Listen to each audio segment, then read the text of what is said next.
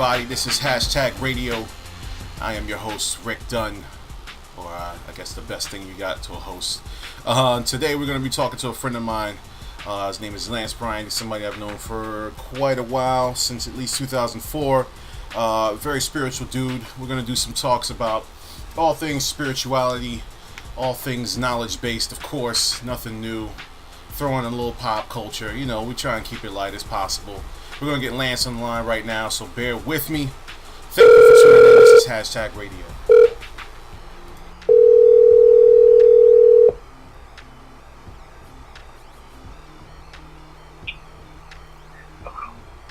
Hello. Hey. Yeah, what's going on? Not much. How are you? All right. So far, so good. So, well, hello, everybody. It's not live, is it? Like it. I'm not sure how the process works, so that's why I'm curious. Yeah, no, it's not live. No, definitely not. It's recorded, and then once I go through and edit it the way I need to edit it, then I'll post it. So yeah. So any edits are possible. Okay, cool. Good to know. But I try not to edit it much. Like I can edit off most of this beginning section, but I try to keep it as free flowing as possible, so it's natural. From listening to other podcasts and all that, at the end I hear it seems all put together. And when you're listening to it, it's so natural and just kind of flows. It's just interesting for me because this is my first experience with it, so I don't know really what to expect. But at the same time, you know me, I'm pretty much like ready and just open to say pretty much whatever. I'm going to be me, Well, yeah, that's the way I want it. There's a lot of different kinds of podcasts out there, and people do their own thing, but a lot of the podcasts that I like are just natural. Like there's no editing. It's just people on a mic and they just talk. And for me, that's one of the reasons why I felt to do it, because that's what I do with my friends. Period. Just the same shit. Like the same thing that these guys are doing on the microphone. It's just sitting and talking with their friends, and I do that. And I have good conversations that are interesting. So why not record it and try and put together something? That's kind of where it was just like an epiphany to me. So for me, it's not so much about like editing and doing anything too crazy. It's just we're sit and we throw out ideas like we normally do.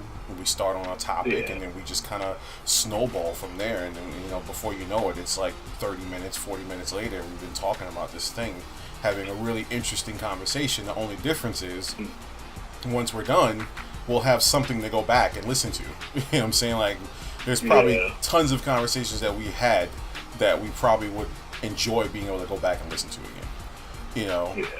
So that's the only difference. It's not going to be anything. It's not a talk show where I'm going to sit here and, That's the next question. It's not going to be anything super like that.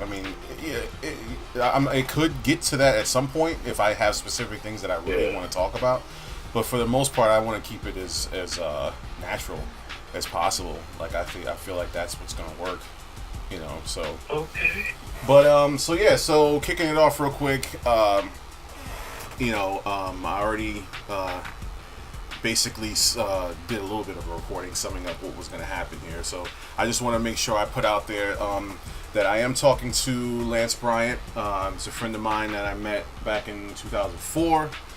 We've done a lot of traveling together. We worked on cruise ships together as entertainers, and we've pretty much traveled a good portion, not a lot, not all of it, but a good little portion of the earth, and been through a lot of crazy shit together, and learned a lot as human beings, going through a lot of crazy stuff. So that being said, if you want to give just a quick little intro as far as you did cruise ships with me. You're a singer, you're a performer, you're an entertainer, but you also have spiritual things that you're into.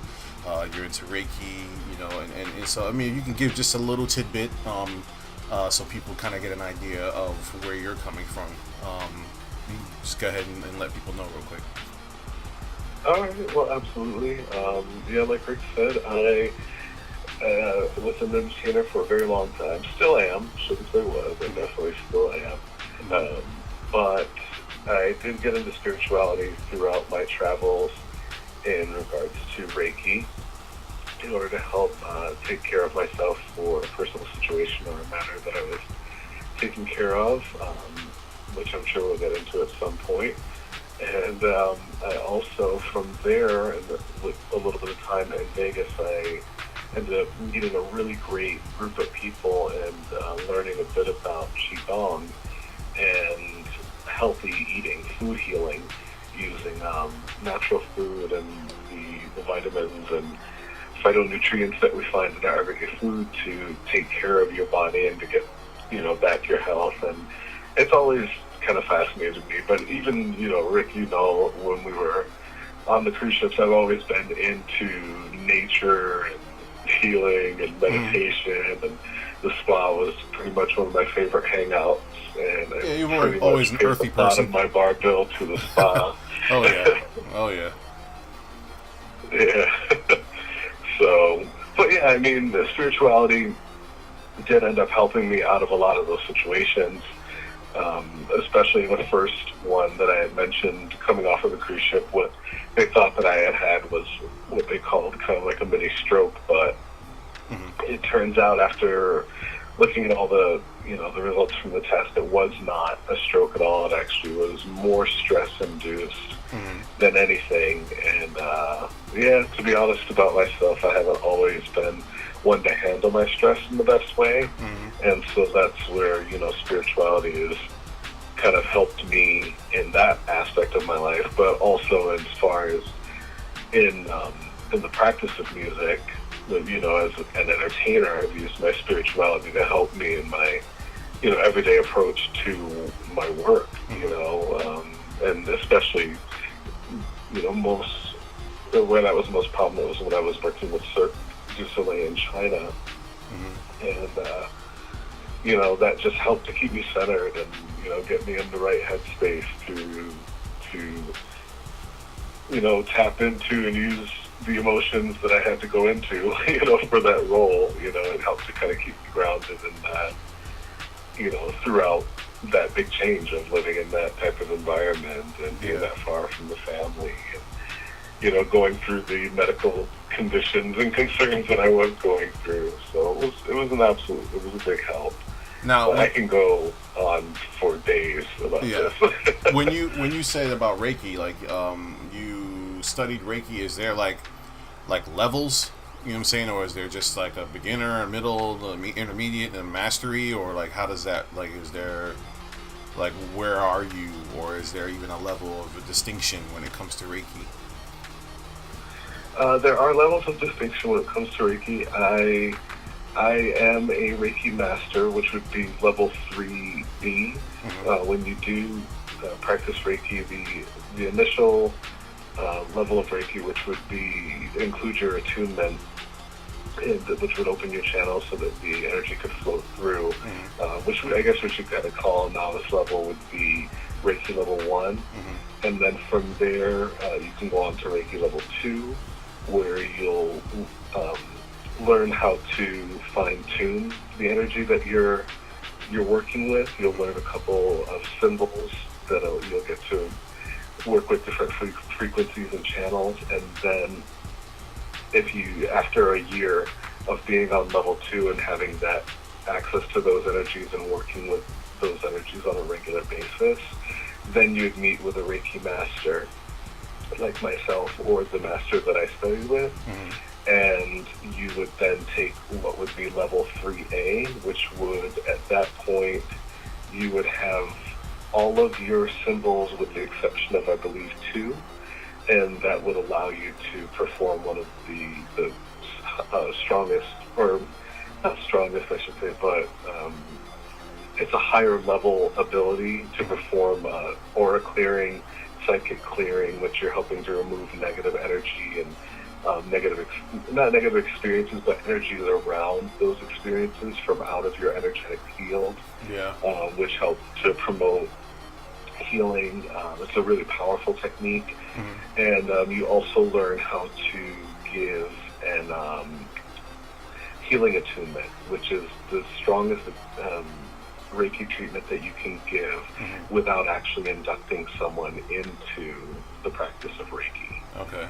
And it's a really, it's a very powerful technique, and I've seen people. It's helped them through wonderful things. It's helped myself, and the next level from that would be the level 3B, which would be where I am, where you would then be able to turn around and attune someone, to give an attunement, to teach someone to become a Reiki practitioner, and so on and so forth, up to the level of Reiki master. So when you say attunement, to me it sounds like you're saying you're tuning someone, like you're balancing someone. Is that kind of what that means when you say attunement? In a sense, yeah, that's a good way to put it. It's actually a really good analogy for what it is. During the attunement, what the Reiki master is doing is opening up your channels, your energy, so that your energy receptors, our chakras, our chakra system, those are your energy centers, and energy is flowing through and around us at all times. Yeah. And during the attunement process, what the practitioner is doing is they're basically they're in a sense balancing, or I kind of say like turning on different channels on the radio. Yeah. So it's like they're if you're this radio, they are now making your system aware of these other channels that you may not have been able to be aware of before. It's tuning a radio and frequencies. It's frequencies. What's that? It's frequencies, like tuning a radio frequency. Correct. Yeah. Correct. Okay. And then once those pathways have been opened, then you will, once you become Reiki level 1, you're able to send out the signal. You're able to, receive the message, receive the signal, and then you can, then again pass along that message. And then in Reiki level 2, you then learn to select the channels, to be able to turn to. You learn how to turn the dial, to rotate the dial a bit. Okay. That's pretty. Does that help? Yeah, that's pretty cool. I mean, I know a lot of people. As it's interesting because I'm sure there's quite a lot of people who know what Reiki are, but I'm sure a lot of people that don't know, probably still to this day, which I would feel is surprising. Probably still don't even know or have never heard of Reiki. I mean, I didn't hear about it until you started getting into it, and I mean that's not true. I'm sure. I think I've read about it briefly. It's come across, me in certain readings, but it was never something that ever stuck with me. It was just one of those things you just come across. Like, oh, okay, that's interesting. But it wasn't until you started talking about it that it was like, oh, okay, well, what is this? And got more into the, figure out, okay, let me Wikipedia this real quick and see what this is about. But I'm sure there's quite a lot of people that have still never heard of what that is, let alone, what it does. So, right. It's pretty interesting. I personally am the type of person I've always believed in stuff like that, even without knowing what it was. So, it's definitely something I've always believed in. Well, it's interesting you bring that up. I was going to say, let alone know how to pronounce it as well.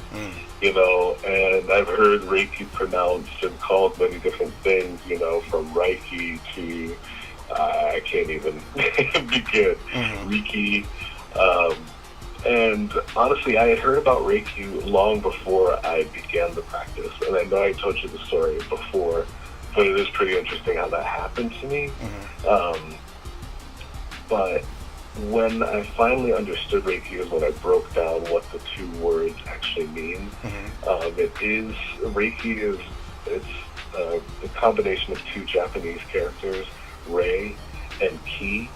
And Rei being loosely translated to spiritually guided, and Ki, which is similar to Qi, as in Qigong, or Tai Chi, Yeah. it refers to energy. So spiritually guided energy is what Reiki is. And that energy that you're tapping into is the energy of, of all knowing, of the source. Just it's referred to as the source, but it's life force energy that exists in all living things. This is the energy that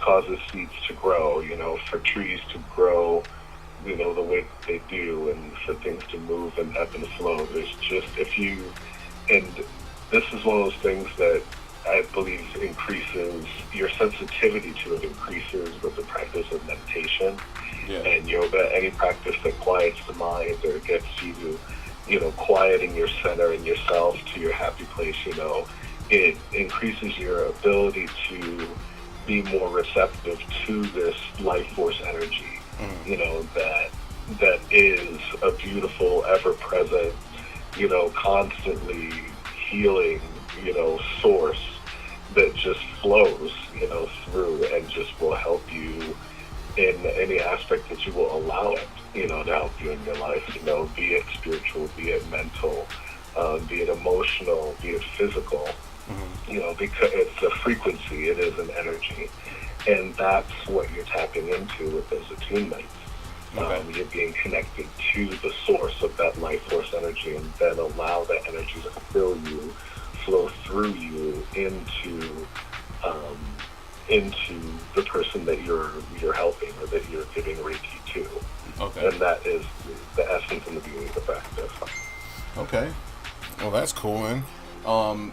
That being said, what do you think? Because I have my own thoughts as far as spirituality and religion are concerned. I definitely call myself a spiritual person. I do not call myself a religious person. I definitely would not say that I am a religious person.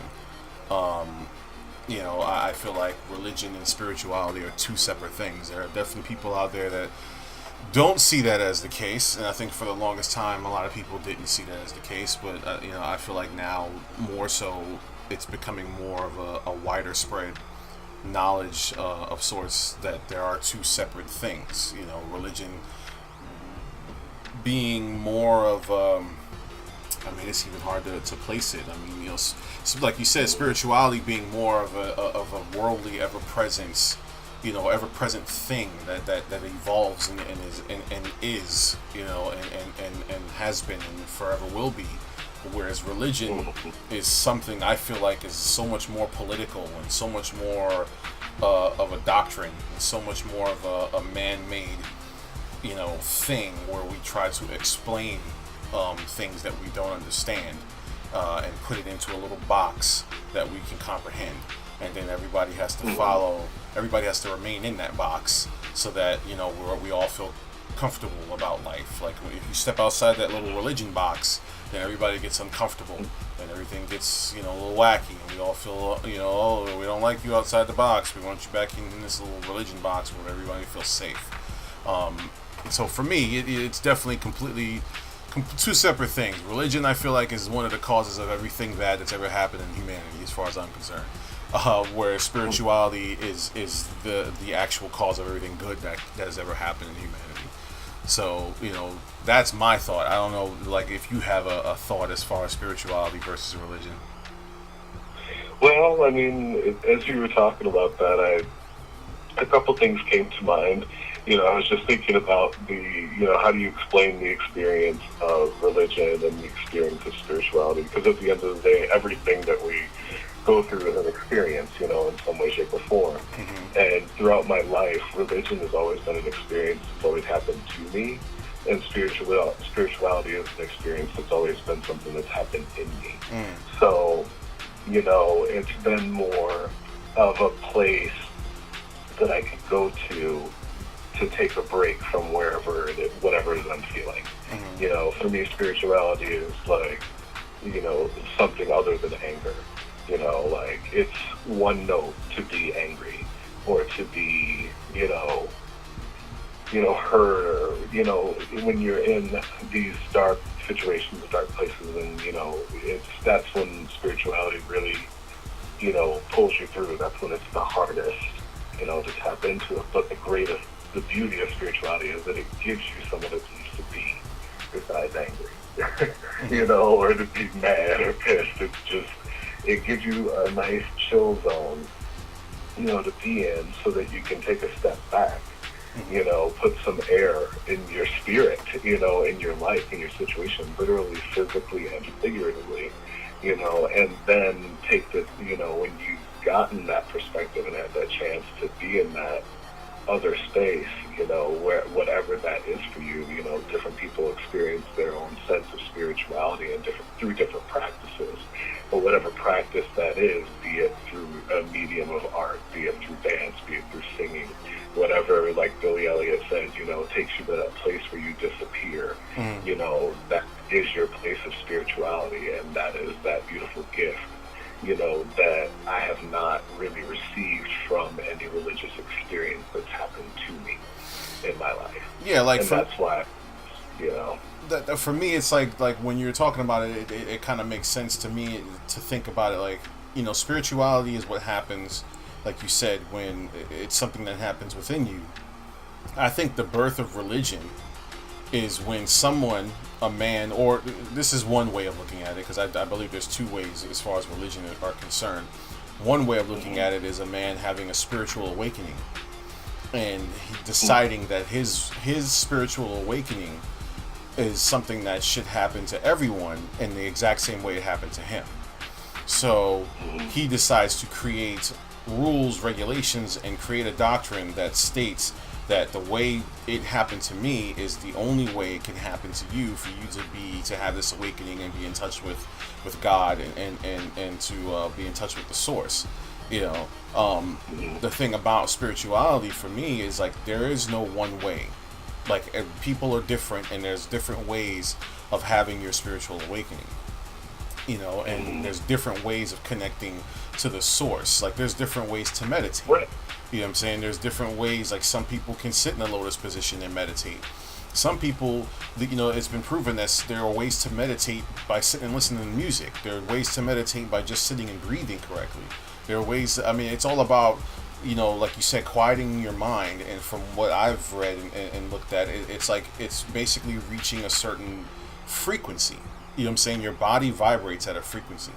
It's when you're able to put your body in the right frequency that you're in the right place to be in tune with the source, with God, with the universe. And it's like it's pushing out all the noise, all the different things going on outside your body, and tuning your body to the right frequency so you can be in touch, you can listen. And that's possible in so many multiple different ways. There's no one way to do that for any one person. So for me, it's like, me having a spiritual awakening and going, oh, this is it. I'm going to write all this down. I'm going to create rules and regulations and tell everybody who wants to get to this point that they have to do it the exact same way I did it. And then that's what a religion is. You know what I'm saying? So now I've got all these people going, okay, I have to follow this man and take every step that he took exactly the way he took it so that I can get to my religious, enlightenment or my awakening. And that's just not the case. Like every person's different and every pathway is different. And it's just funny that people just can't see that.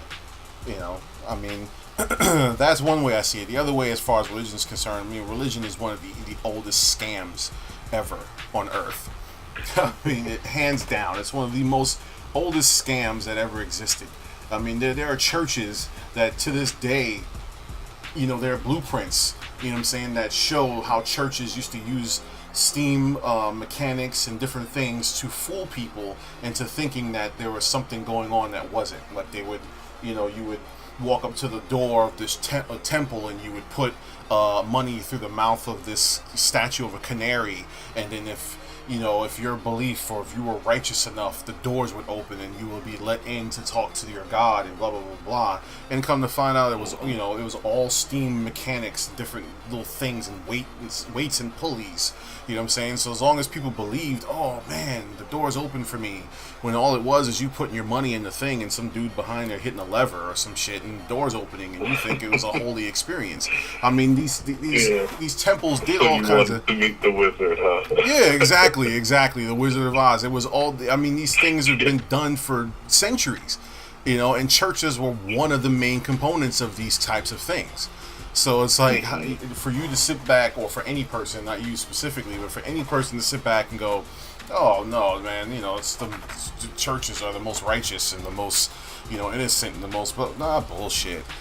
Like, they're one of the number one, you know what I'm saying, you know, people like to get into the sleight of hand and the illusion and the man behind the curtain, like the Wizard of Oz. They are the originators of that kind of stuff.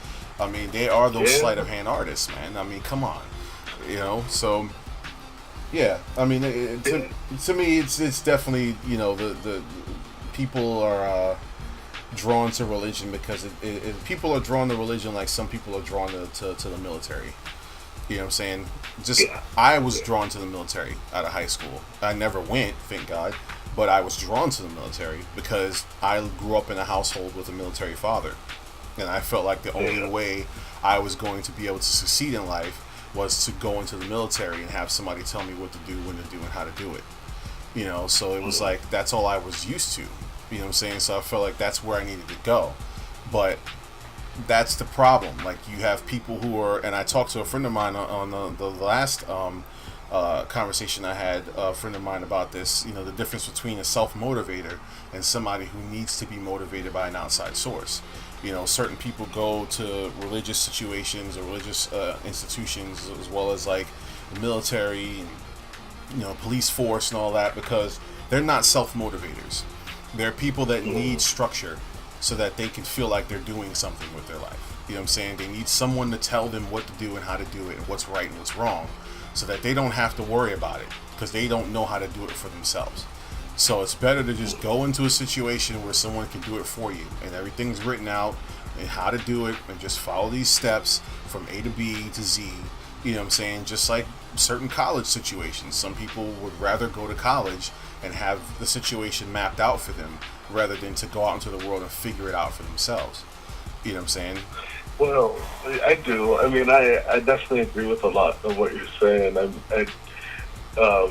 mean, I just want to say, it's not that I'm anti-religion by any means. You know, I'm not a big religious person, you know, and I wasn't brought up under any particular religion, so I kind of had the freedom to be able to look at all of them and get to explore them, you know, and I do see in each religion, you know, the benefit and you know, where other people would perceive the benefit from it. You know, I don't believe that everybody that considers themselves religious is definitely that hardcore brainwashed, you know, by the concept of it.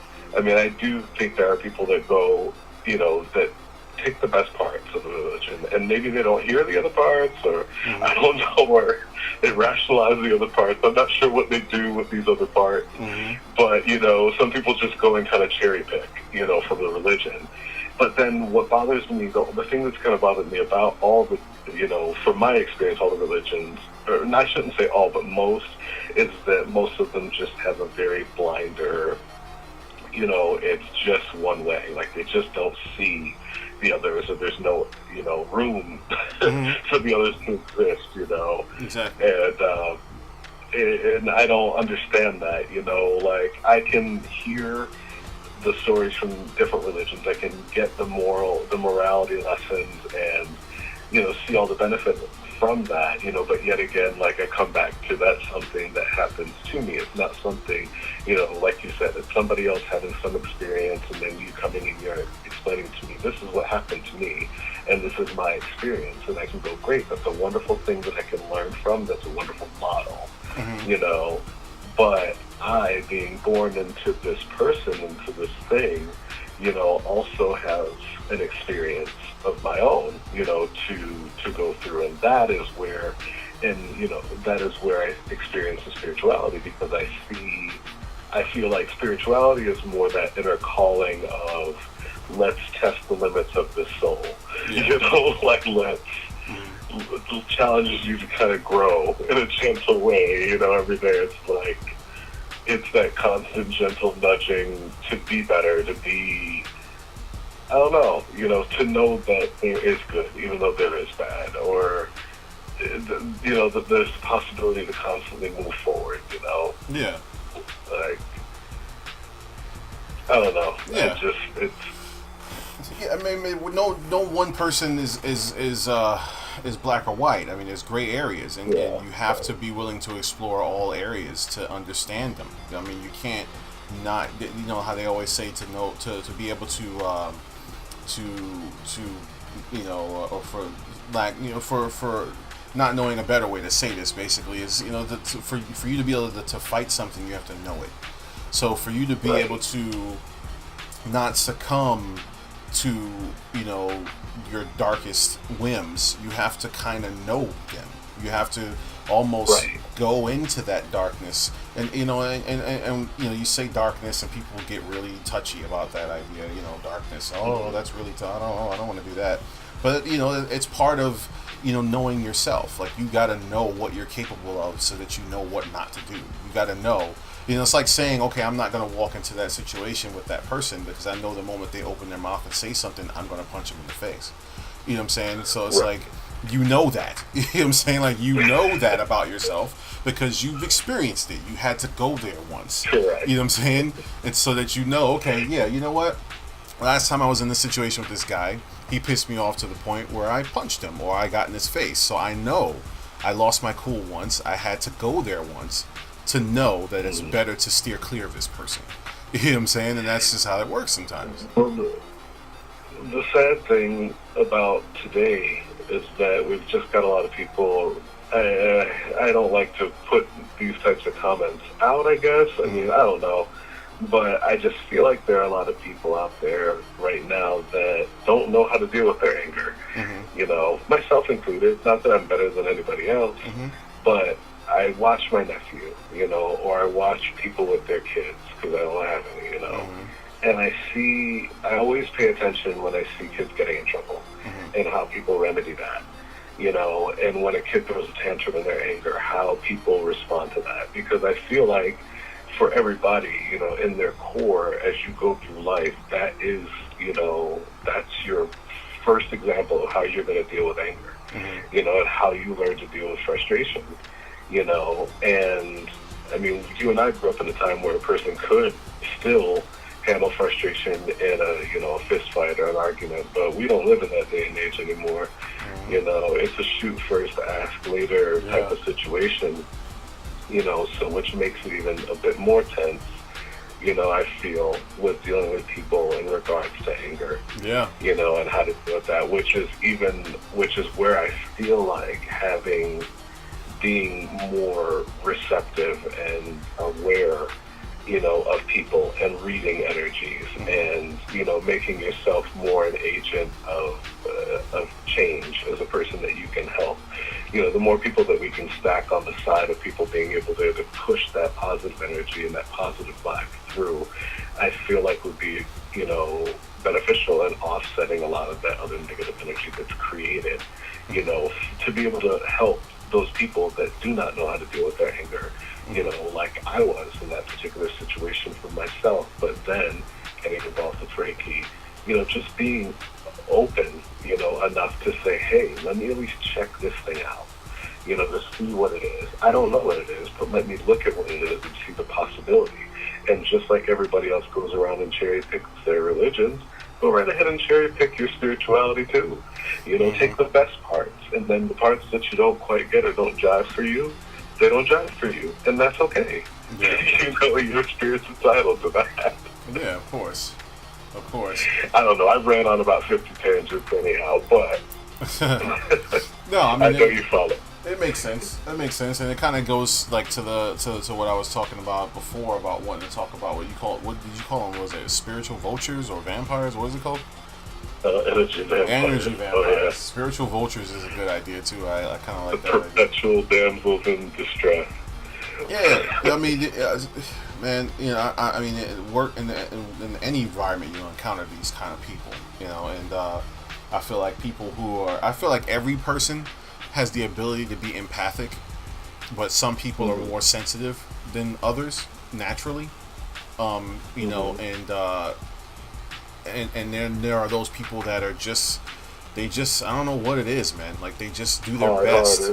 They do their best to try and make you negative, no matter what the situation is, man. And it's just, and I know, I mean, believe me, I know you understand where I'm coming from. I mean, even the time that we spent on cruise ships, it was like a fucking landmine of, you know, energy vampires. Like you're just walking from one end of the ship to the other. It's like trying to dodge them every 5 seconds. You know, you saw them coming from a mile away.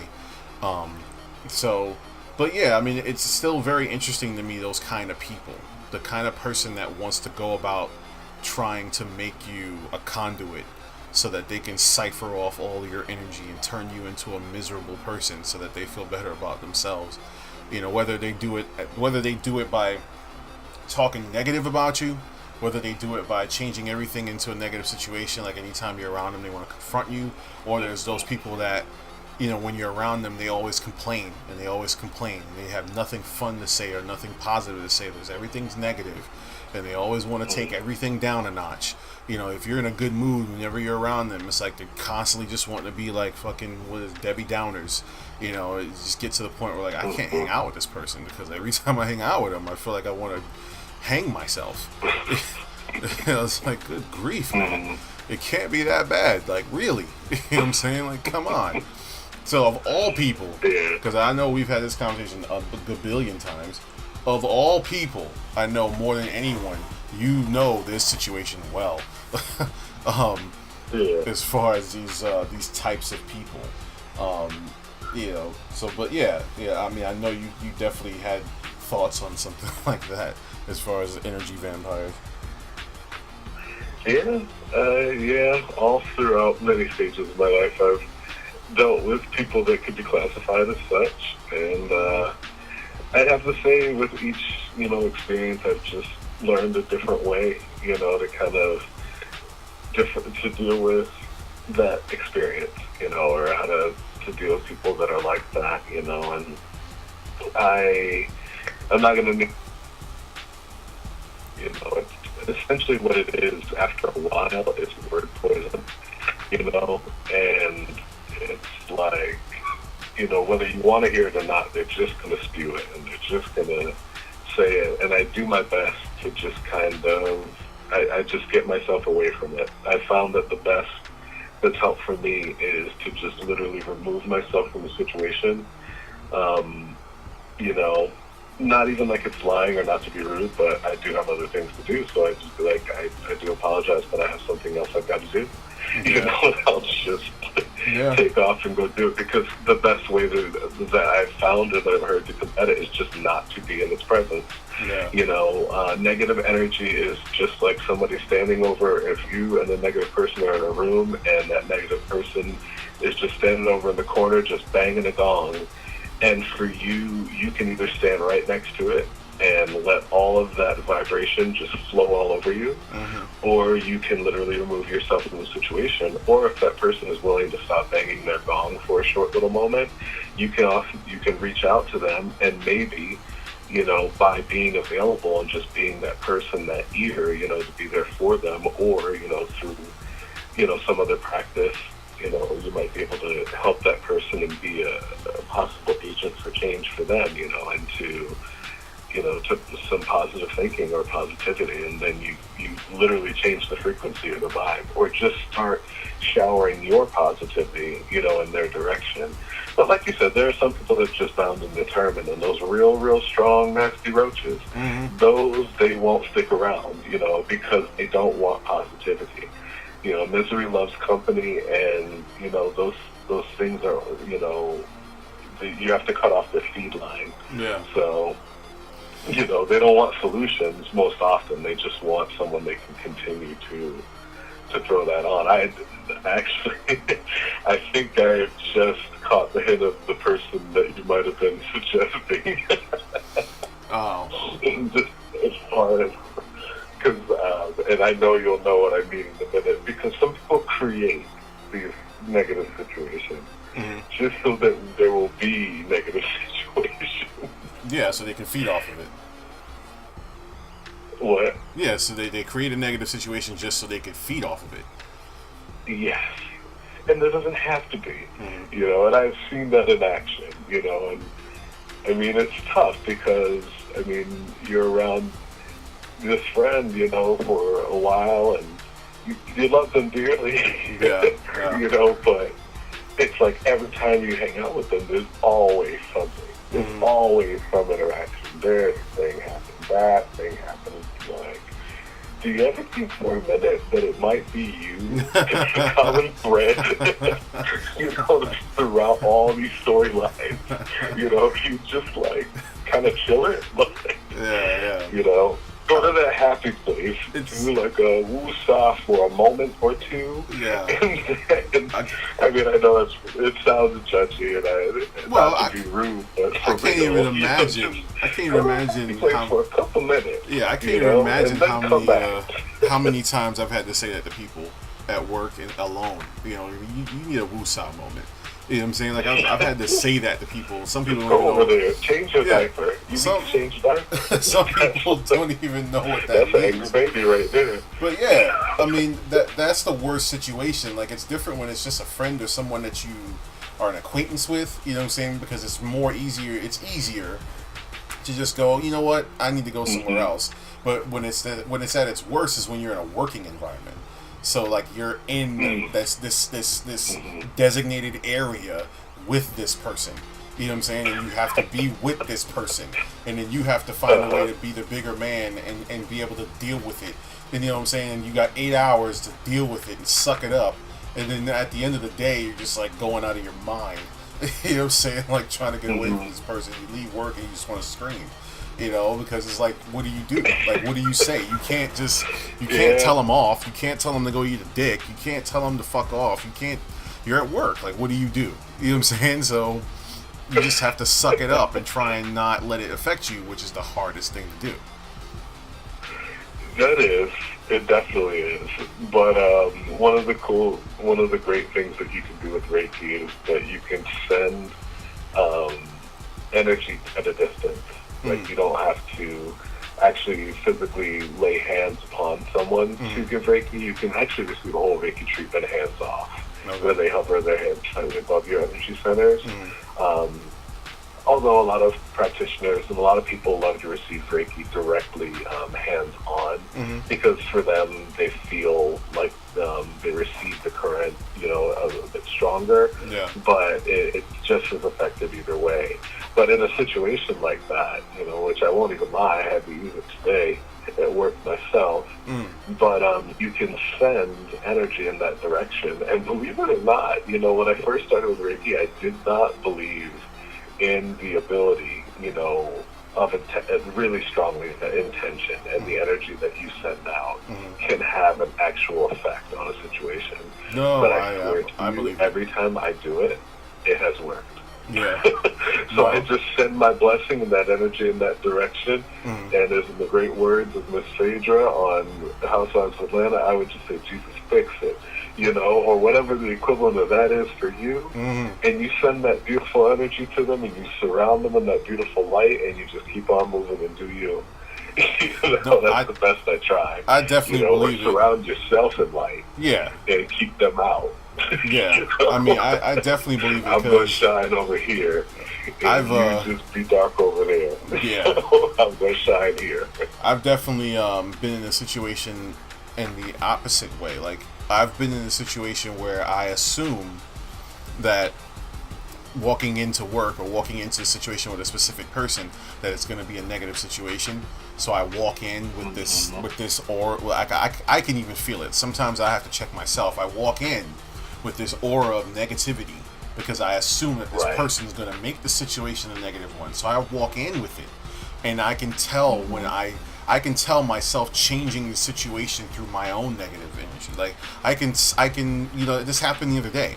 You know what I'm saying? Walking into work with a person that I worked with, that normally everything's cool, but I don't know, like for some reason I felt like, or it seemed like they might have had a problem, or they might have been in a negative place of their own. So I just assumed that something was wrong, and I just kind of kept it like a weight on my shoulders the whole day, and I felt like it kind of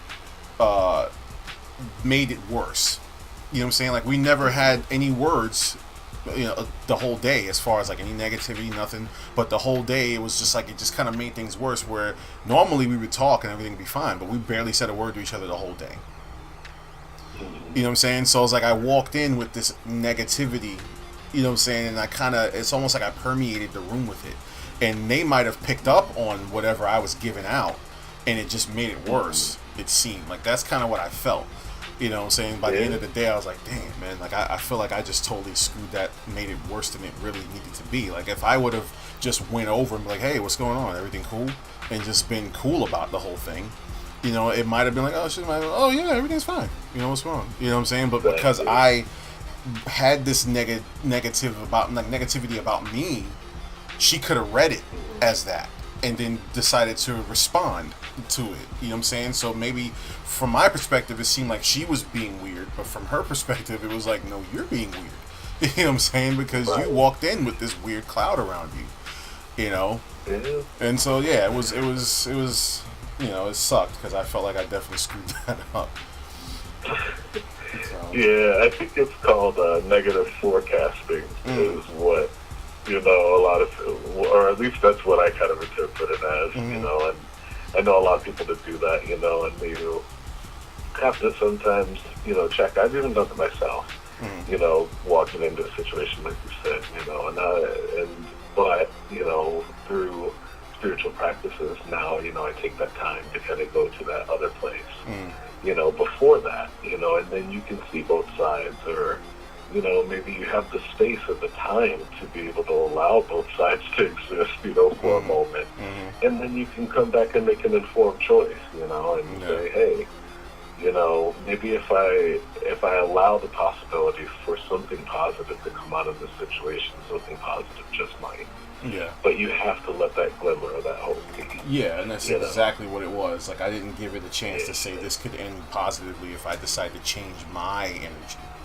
You know what I'm saying? Yeah. I could change this whole situation if I change my energy. I didn't do that, and I feel like it just made it worse the whole day, basically.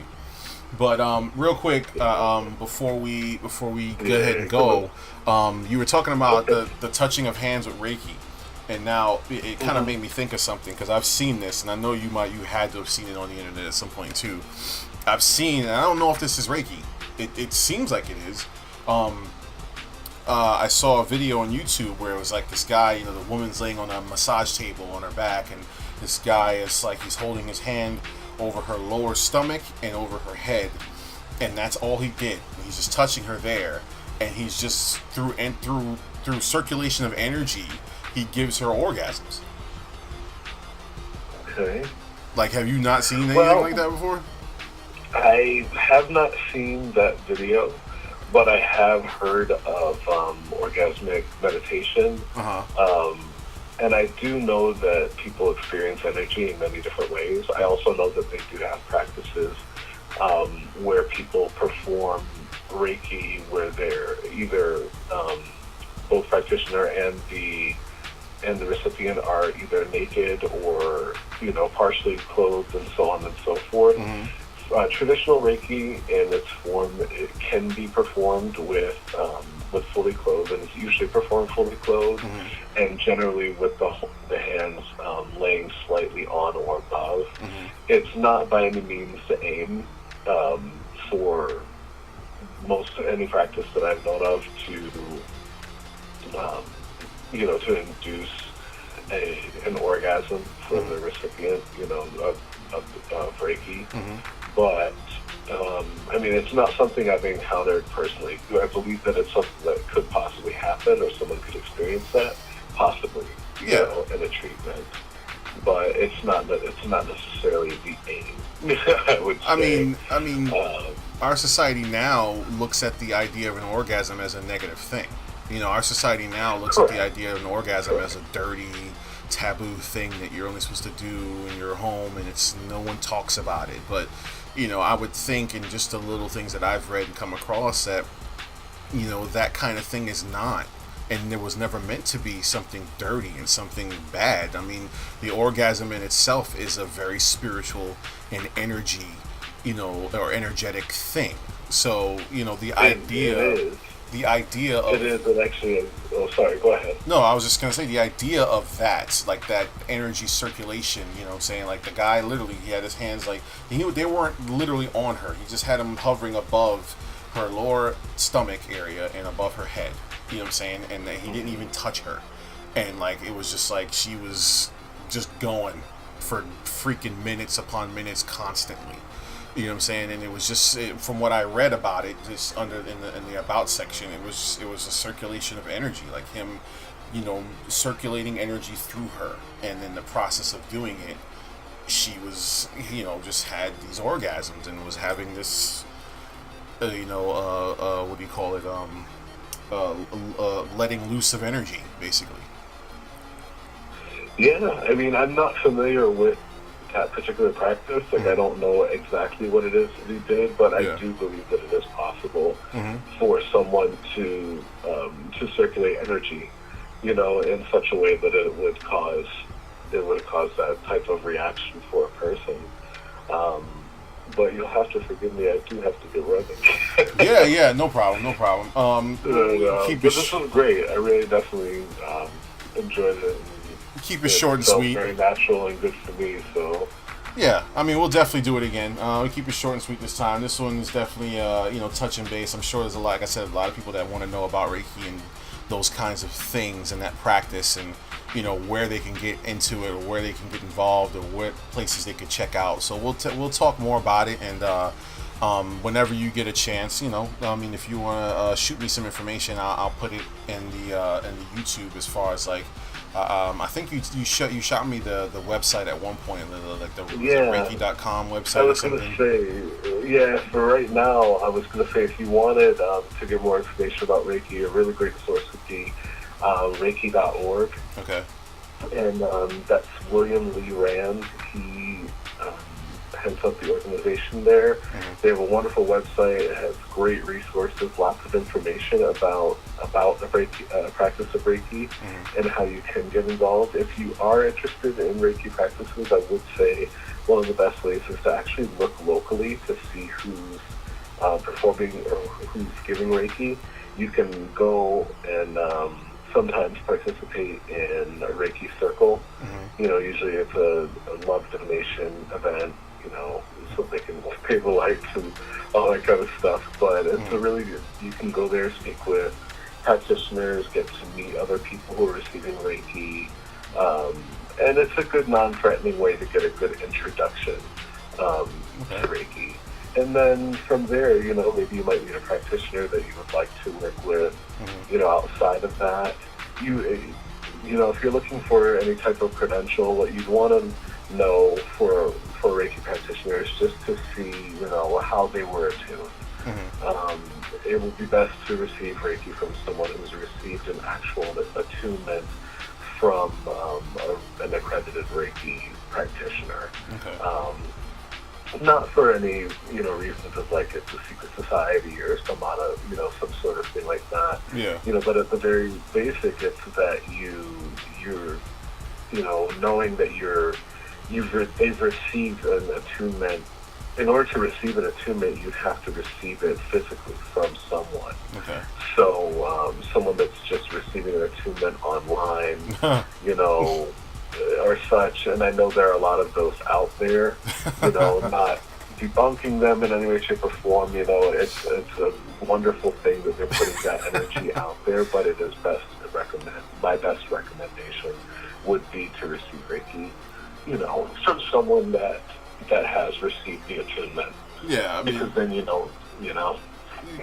say, "Oh, I got my attunement through." We'll talk more. I got my attunement through an email. Like I don't really feel comfortable working with that person. Yeah.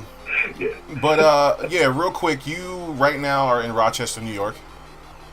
That's right. So if anybody happens to be listening to this in Rochester or in the area in Rochester, New York, and you want to try and get in touch with Lance for any Reiki sessions, just feel free to get in touch through the YouTube channel, and maybe we can set you up, and maybe Lance can hook you guys up, and you could form a bond, a Reiki bond. That would be great. I'd love to meet other people in the area that are practicing Reiki. Right now, I am attending Reiki circles with the Center for Reiki Research. Okay. And that is with Miss, what is it? It is Cindy Paxton. My apologies. Okay. And that's actually who I studied with. And as soon as I get my own space up and running, I will begin my practice, and at that time I'll come back and give you the information. Awesome. Well, thank you very much for coming in and talking with me, Lance, and then we'll be doing this again very soon. All right, sounds great. It was a pleasure to be here. Thank you so much for inviting me. All right, man. Talk to you later. All right. All right, so thank you once again for tuning in. This is #radio, #cast radio. And I am and have been your host, Rick Dunn. Please tune in again. We'll be putting up more podcast posts whenever. I try and do one a week. Try and put them up on Tuesday, or actually Saturday or Tuesday. So please, check back, and I'm gonna keep building and keep putting more stuff out and keep making them better and better. And if you guys got any comments, or you guys got any ideas or any things you want to talk about, or if there's anybody out there that wants to come on and just chat, this is very free flowing, very natural, just chilling and talking. I kind of call it just, words with friends. You know what I'm saying? We just kind of chill out and talk and just, shoot the shit, man. So, yes, please come back. Check me out some more. I'm going to keep it moving. Talk to you soon. Peace.